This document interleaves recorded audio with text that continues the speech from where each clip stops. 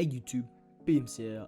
Before I continue, I would like to thank my first subscriber for subscribing, Zane Parks. It means a lot, man, and I hope you enjoy not only this video, but the many more to come. Anyways, let's get on with the video. In today's video, I'd like to talk about 5 tips to improve your aim in Rainbowsixsiege. If you enjoyed the video and want to see more videos like this, subscribe, as it is completely free, and you can always change your mind later. And if I help you improve or teach you any new tips, feel free to leave a like so it can reach more people that are interested on how to improve their aim. First up, you need to find a good and comfortable DPI and sensitivity.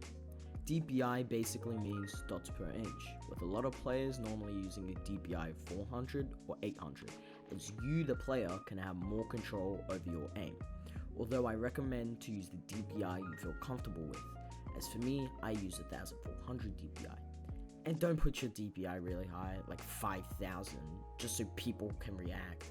You're just disadvantaging yourself for a reaction that doesn't improve your aim or skill. To find a sensitivity that is comfortable, I recommend you jump into a T-Hunt and try out different sensitivities by changing it in the settings. Change your sens down or up by 1 to make sure you're not going too far from the sens that will best fit you. I will also recommend for you to use a sensitivity under 35. Remember to pick the sensitivity that feels comfortable to you. I would also recommend for you to stick with one sensitivity, as you need to build muscle memory with this sensitivity. I see many players ask why their aim isn't improving or consistent, and it's because they are always switching their sensitivity every day or week and don't give their brain enough time to build that muscle memory, raising all the time they spend getting used to the previous one. Crosshair placement in Siege is extremely important, as Siege has the one-shot headshot mechanic.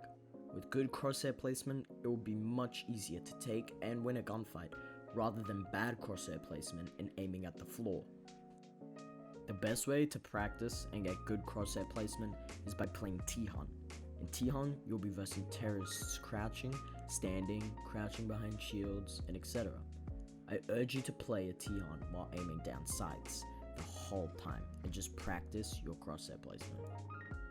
One of my favorite ways to train my crosshair placement is to do an OC airsoft.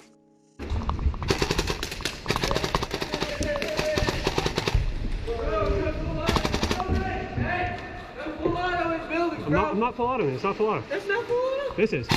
That's full auto. Damn, bro. Okay.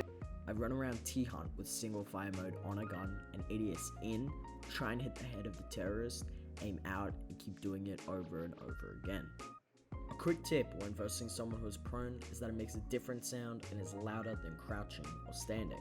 So in game, you can process that, telling you to aim at the floor and shoot that person, which to be honest is kinda counterintuitive to your crosshair placement, but with an FPS that is a prone feature, you have to know it, as you can't practice it in T-Hunt, as there are no terrorists that prone. The next tip is about leaning. Now this will be a quick one, but I see newer players mess up on leaning a lot. So as you can see, I'm in a T-Hunt here. I quickly cleared it out. But if I show you here, if you're peeking this door without leaning, you will only see the person in that corner once you're here. Now in this position, they can most likely see half of your body. And if you're leaning right while peeking right, your whole body will most likely be exposed when peeking them. That's not good. They have an advantage over you because you can't see them when you're peeking. But if you're peeking right and you're leaning left, you will see more of them than they will see you. It will be easier to kill them, and most likely you'll get the drop on them, you know? Same with the left side. If you lean right and you're peeking left, you'll be seeing more of them and getting the kill. The more you familiarize yourself with this mechanic, the more different types of peeks will be available, such as quick peeking, which is essential when gathering intel of an area without drones. A quick example of quick peeking would be this. So you could quickly peek, and if you see someone, you can kill them.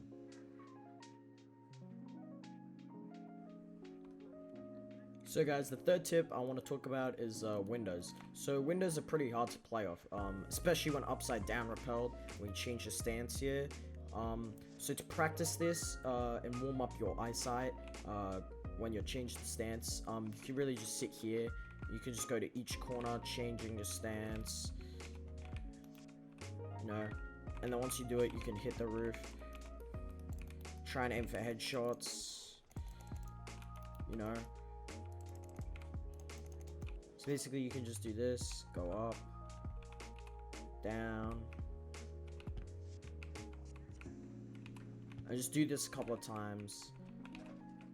And when there's people in here, of course, you know, kill them.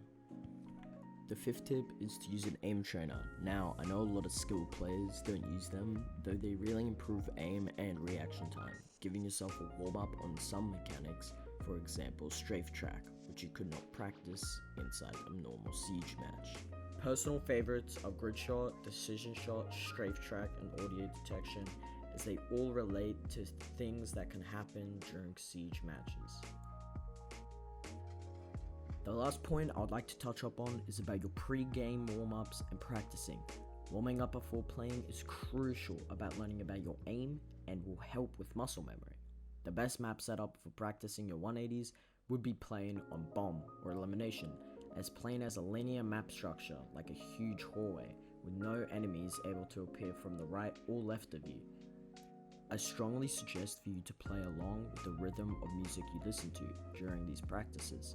I learned this tip from Braction, and this significantly helps you not only with muscle memory, but helps you get used to playing from calm to hectic situations, depending on the song you're listening to. This is important as all of a sudden the diffuser could go down, or you're in a 1v1, or there is 15 seconds left in the round. Getting this down will help you not be surprised when you get the shakes, and instead you'll work through them and clutch up.